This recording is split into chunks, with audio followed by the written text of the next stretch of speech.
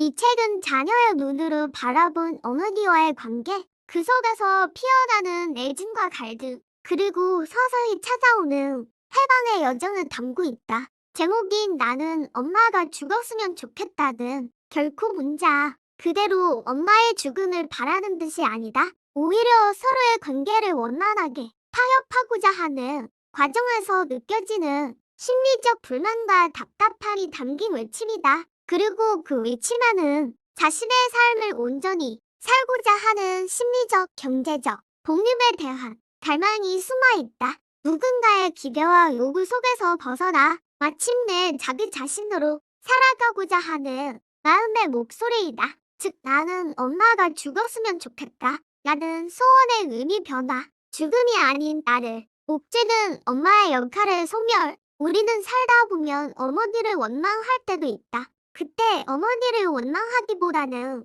먼저 원인이나 자신에게 있음을 깨닫는 것이 중요하다. 자신의 문제를 지혜롭게 해결해 나가면서 마음의 안정을 찾는 방법을 배우고 동시에 누군가를 도울 준비를 하는 것. 바로 그것이 어려움 속에서도 흔들리지 않고 살아가는 길이 아닐까? 어머니가 자녀를 자신의 인생의 수단으로 삼을 때 그 관계는 언젠가 균열을 겪게 된다. 혹은 자녀가 끝내 어머니의 수단이 되어 자신의 삶을 소모하며 살아가게 된다. 자녀는 그런 관계 속에서 벗어나고 싶어 한다. 하지만 그것은 결코 쉬운 일이 아니다. 사랑과 의무, 죄책감과 두려움이 얽혀 있기 때문이다. 결국 자녀는 두 갈래의 길 앞에 선다. 하나는 어머니의 인생 속에 머물며 자신의 시간을 천천히 소모하는 길. 다른 하나는 죄책감을 이겨내고 자신의 삶을 온전히 되찾는 길이다.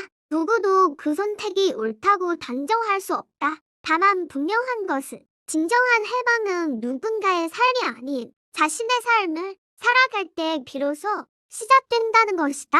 따라서 어머니와 자녀의 관계는 결국 두 가지 길로 나뉜다. 하나는 어머니로부터 떨어져 있으려 할 때 마음이 불편하고 죄스러운 사람의 길이다. 그런 사람은 끝내 어머니의 기대와 바람 속에서 살아가야 한다. 그렇게 해야 마음이 조금은 편하기 때문이다. 하지만 그 평온함의 대가로 자신의 삶은 자주 무거워지고 스트레스와 경제적인 부담이 따라올 수 있다. 다른 하나는 오랜 시간 어머니와의 거리를 두었을 때 그 외로움과 죄책감을 견디며 스스로 설 수 있다고 느끼는 사람의 길이다.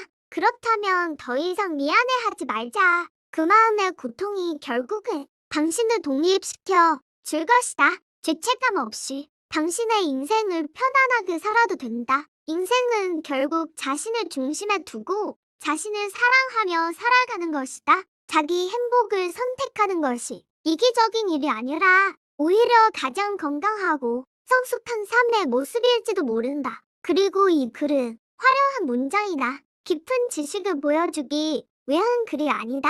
나는 말을 잘하는 사람도 아니고 글을 잘 쓰는 사람도 아니다. 어릴 때부터 나는 늘 표현이 서툴렀고 내 생각을 정확한 말로 풀어내는 일은 언제나 어려웠다. 하지만 그런 나에게 부모님은 한결같이 이렇게 말씀하셨다. 말을 거창하게 하지 않아도 되고 구체적이지 못해도 괜찮다고. 다만 의미만 전달되면 된다고. 이 글은 그 말 위에서 시작되었다. 완벽하지 않아도 괜찮고 잘 다듬어지지 않아도 괜찮다는 믿음으로 지금의 달을 지나온 나에게 그리고 이 글을 읽는 누군가에게 전하고 싶은 이야기를 적어 내려간다. 이 글은 세 단계로 이루어져 있다. 당신의 과거를 돌아보기, 당신의 상황 파악하기, 당신의 상황을 극복하기. 이 세 단계를 천천히 따라가다 보면 결국 나 자신을 조금 더 이해하게 되기를 바란다.